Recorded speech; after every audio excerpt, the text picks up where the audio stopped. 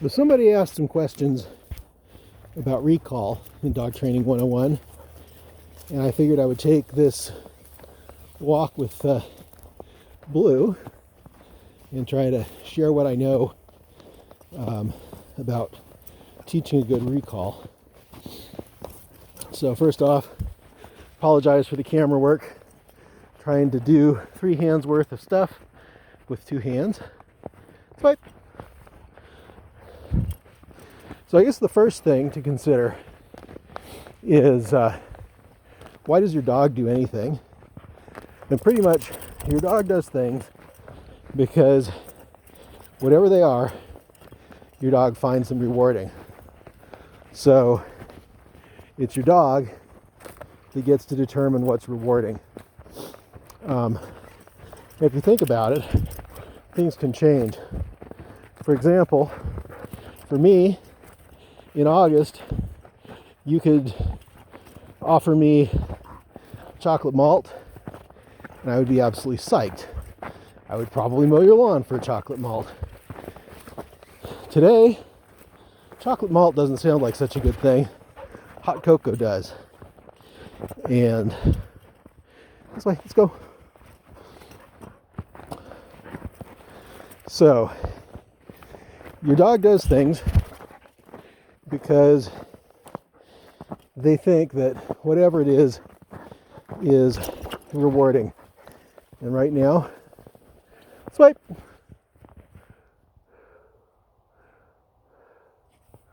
Earl. And one of the exercises that I like to do is take a piece of paper and write down all the things that you think of that would be quote unquote distracting to your dog.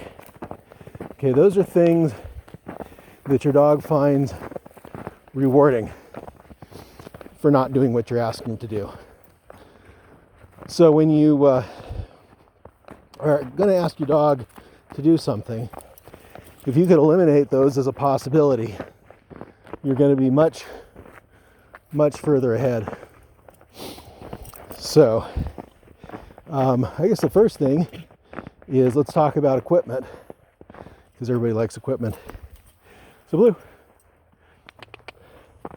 So I have a Y-style harness on Blue. Over here. So it doesn't impede her. It doesn't impede the motion of her shoulders. And then I have a 50-foot long line that's clipped to the bottom underneath down kind of by her sternum.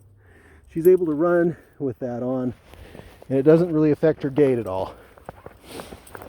And I'm keeping her on a long line because we have all kinds of wonderfully distracting animals like deer and elk, and other animals like 60-pound kitty cats that would eat a dog in a heartbeat in the wintertime.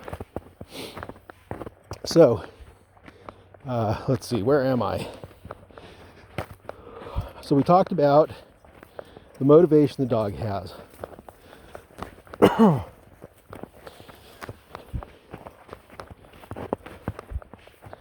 Notice that I'm not asking the dog for a whole lot. We're just letting the dog do what the dog wants. And that's important because this sniffing activity is very, very rewarding for her. When I call her to me, okay, it costs her. It costs her that sniffing. So I want to maximize the amount of reward I provide to her while minimizing the amount of cost.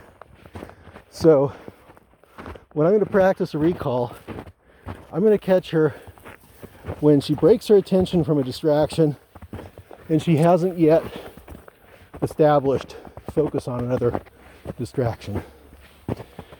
So let's see if we can find a good moment to practice a recall.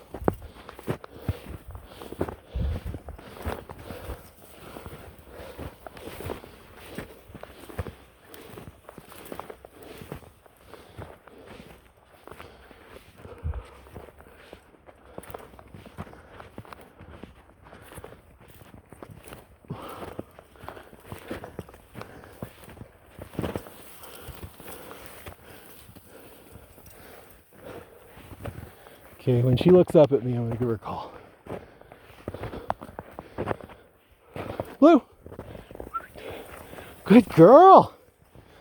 Blue! I'm going to pay her lavishly. Do a collar grab, harness grab. Blue!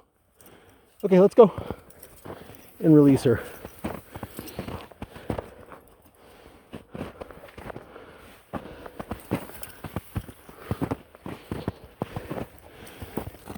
So what happened there was she got paid for the minimum amount of work that I could ask her for.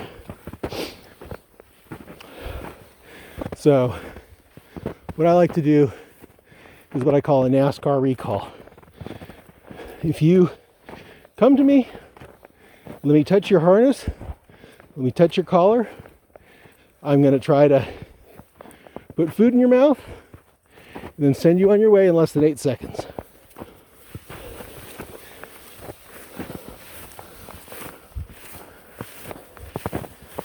People are going to ask, how long do I keep a dog on a long line?